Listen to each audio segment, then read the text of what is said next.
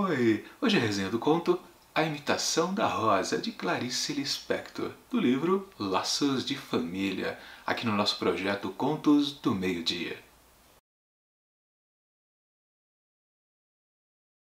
Antes que Armando voltasse do trabalho, a casa deveria estar arrumada e ela própria já no vestido marrom, para que pudesse atender o marido enquanto ele se vestia.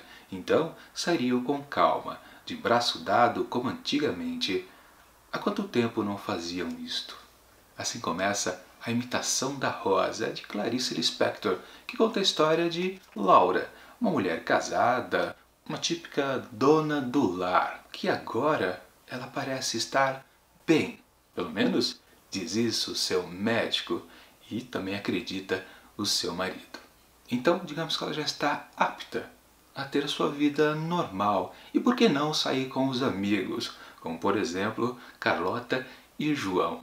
É o que está acontecendo então neste dia. O marido já está chegando em casa, ele vai se arrumar, ela também já está pronta e ambos vão partir ao encontro do outro casal. Mas eu não vou dizer mais nada, porque senão estraga a experiência de quem ainda pretende ler este conto. Minha avaliação do texto. Temos aqui neste conto da Clarice talvez um grande exemplo do estilo preferido dela, de narrar as suas histórias, que é o tal fluxo de consciência. Aqui com certeza percebemos de maneira bem clara, isso no caso, claro, para a personagem protagonista Laura. Ou então, talvez não, mas isso a gente vai ver daqui a pouquinho. E aqui a gente pode até notar uma coisa até curiosa. No começo da história, o narrador ele está, digamos, normal. Mas à medida que a história vai avançando e a gente percebe como se comporta a Laura, nós notamos de uma maneira bem clara que o narrador também começa a ficar um pouco confuso, mais prolixo do que ele era no começo do texto. Isso é uma boa novidade que a Lispector nos oferece aqui.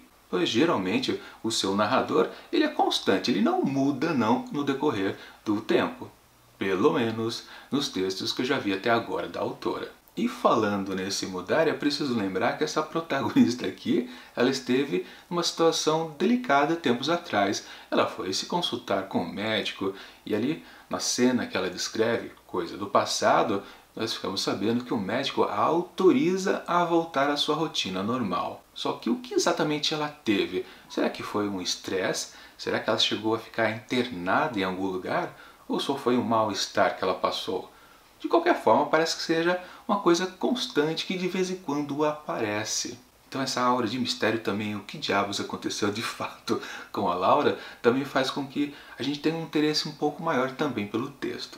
E é isso, Mesmo que o médico diga para ela, não, você está bem, você não precisa fingir que está bem, você realmente está bem.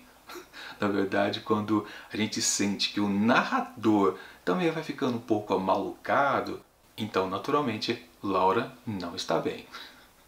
Se bem que o mal dela, o que a gente consegue deduzir, isso não é exatamente um spoiler, mas ela é uma pessoa meticulosa, ou metódica, melhor dizendo. Ela gosta de fazer as coisas bem certinho.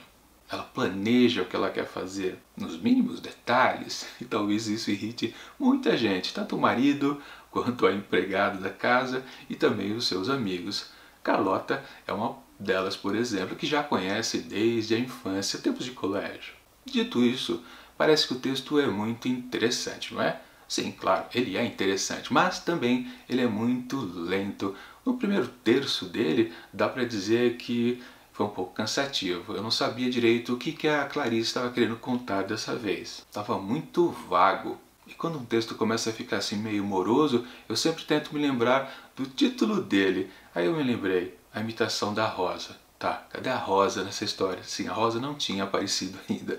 É um pouquinho antes da Rosa aparecer que realmente o texto ele começa a ficar mais interessante e mais dinâmico. Na verdade, a gente sempre tem aquela sensação com a Clarice. Ela gosta de enrolar um pouquinho, sim, é verdade. É o estilo dela. E às vezes, quando ela está nesse enrolo, nessa enrolação, e de repente ela para e volta a história, você fala, nossa, é isso que ela quer contar, por que ela ficou enrolando?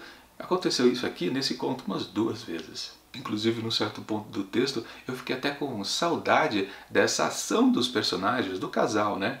Laura e Armando irem ao encontro dos amigos. Cadê isso? Sumiu do texto, não vai mais falar sobre isso? Eles precisam se encontrar ainda, afinal de contas, né? Pelo menos tem aquele tomzinho do que aconteceria nesse encontro, já que seria talvez um teste definitivo que Laura, entre aspas, está bem.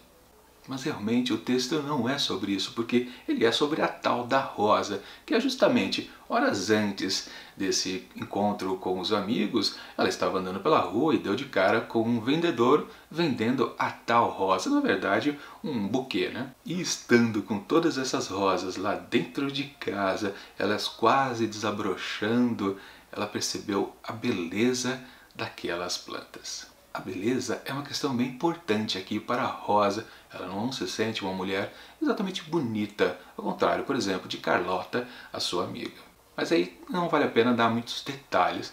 Isso é importante. E o que ela faz com essas rosas é mais ainda. E o que tal todo o desdobramento do texto. Aí sim, quando ela está de posse da rosa, que ela talvez queira imitar, aí sim o texto ganha a força que ele tem. Mesmo que durante todo esse tempo, aliás, lembrando, né, é um texto de 20 páginas, pelo menos nessa edição aqui. E fica aquela morosidade, podia ser mais curto, podia ser 15 páginas, podia ser 20, mas não dá, né? É a Clarice Lispector e ela tem que ser prolixa. Agora uma coisa boa que eu achei bem interessante lá no desfecho da história. A gente tem uma visão desse narrador aqui, que ficou meio amalucado, tentando ser a própria protagonista. Nós vemos este narrador na pele do marido dela. Isso é algo bem raro, pelo menos nos textos que eu já li da Clarice até agora. Eu nunca vi o narrador saindo da protagonista feminina e indo para um coadjuvante masculino. Primeira vez. Não que traga grandes revelações ali para o final da história, mas com certeza alinhava ela de uma maneira bem interessante e deixa tudo redondinho. Sim, em comparação aos outros textos que a gente já viu aqui em Laços de Família, a gente pode dizer que esse texto é um pouquinho inferior, nem tanto. E eu só diria, e talvez seja uma questão bem pessoal, eu só diria que ele é um pouco fraco porque ele é muito extenso. Talvez se fosse mais curto, eu também daria 5, mas não.